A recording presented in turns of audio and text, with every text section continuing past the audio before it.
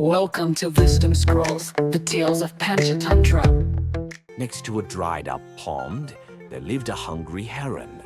As there was almost no water in the pond, and there were few fish and other aquatic creatures left, the heron began to worry about its livelihood. Just when it was at a loss, it suddenly came up with a plan to solve its dilemma. The heron began to pretend to be worried and sat by the pond. A nearby crab noticed the heron's unusual behavior and asked, "Friend, why are you so worried?" The heron pretended to sigh and said, "I heard that it won't be long before the gods in the sky will bring a drought. The water in the pond will dry up completely, and we will all face death."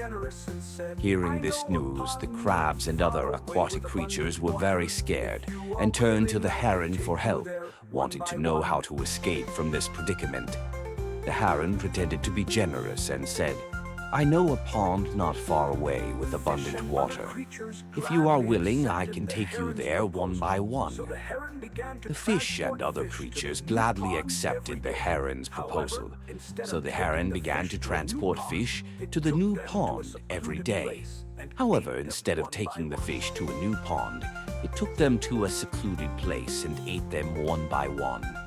A few days later, it was the crab's turn to ask the heron to take it to the new pond. Although the heron was a little hesitant about the crab, it decided to take it.